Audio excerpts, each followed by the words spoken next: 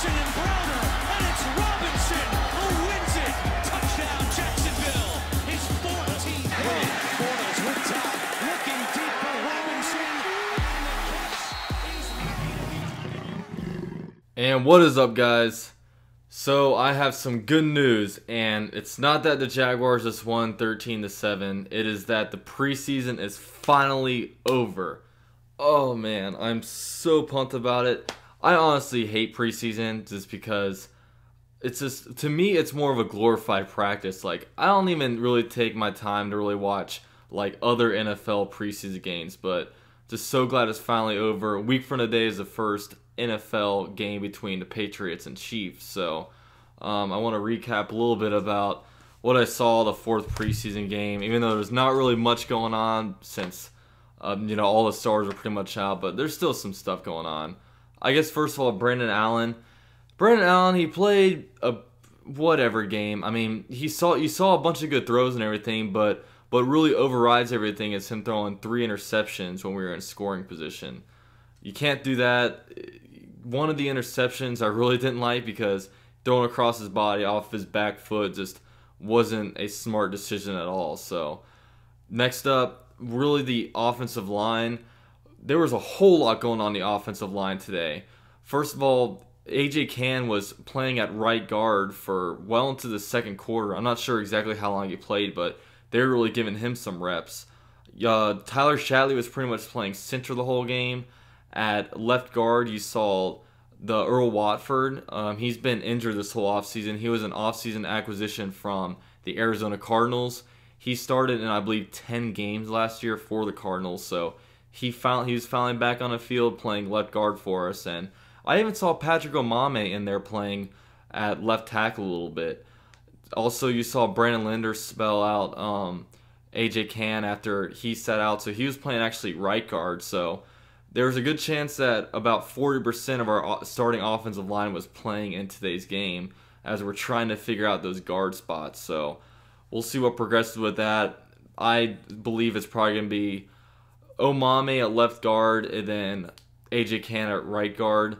Now, definitely look for Earl Watford to potentially take over that spot, but I just don't see him taking over that spot yet, especially after he literally just came back from injury. It's just not enough time to really, I think, overtake the position when you have a game week from Sunday. But he's probably going to be starting at some point this season, if he does make the team, that is. But I really didn't get to watch the offensive line too closely, but it didn't look like much bad was really going on with it. Mainly because they were playing, of course, backups. But other than that, we'll go to the wide receiver group.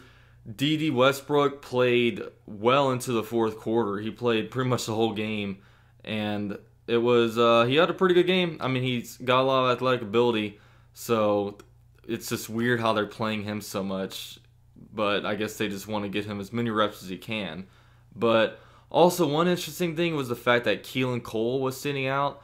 So that pretty much means, I mean, he's not injured, so it probably means that he's going to be on the roster, making a 53-man roster, which is, it's a pretty miraculous story when you hear a guy go from undrafted from Kentucky and Wesleyan, and all of a sudden he's sitting out of the fourth preseason game. So I really like him. He's definitely been the darling of the Jaguars training camp, so that's exciting to see. We'll see.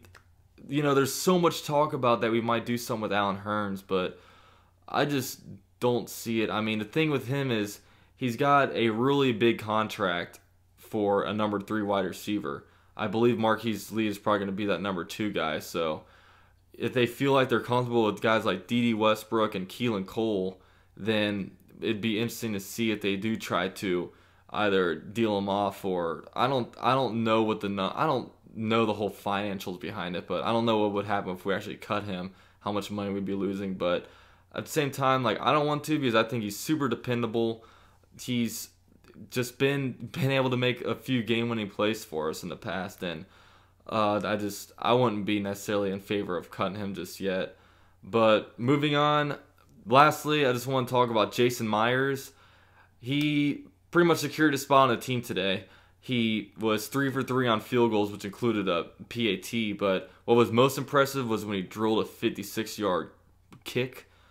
that was really impressive. It looked like it could have gone from 60 plus yards, but that was definitely cool to, it's a little more reassuring that he's not going out there missing stuff, so we don't have to worry about who the heck we're going to get as a kicker once roster cutdowns happen. But roster by 4 o'clock on Saturday, their rosters had to be trimmed down to 53 players, so these coaches basically had to cut 37 players over the next 2 days. If you guys want to see my 53-man roster predictions, definitely check out the video below.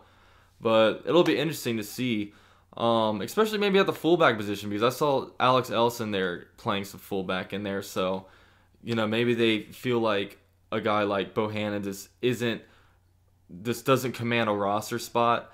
I'd love to see Marquez Williams on a team, but I haven't been seeing him getting reps for the one, so there's a good chance that he is going to be a practice squad guy. But we'll see going forward. But just thank God that the preseason's over. And our first game is coming up a week from Sunday. We still don't really know where the game's going to be at.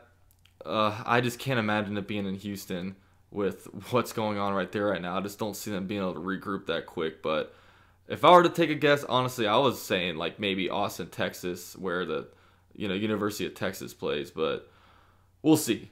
But finish the preseason 2-2. Most importantly, we beat both of the players both of the teams from the most recent Super Bowl. So, NFL, watch out. We're coming for you. But, alright guys, I'm out. UCF Jaguar, GenJag.com. Peace.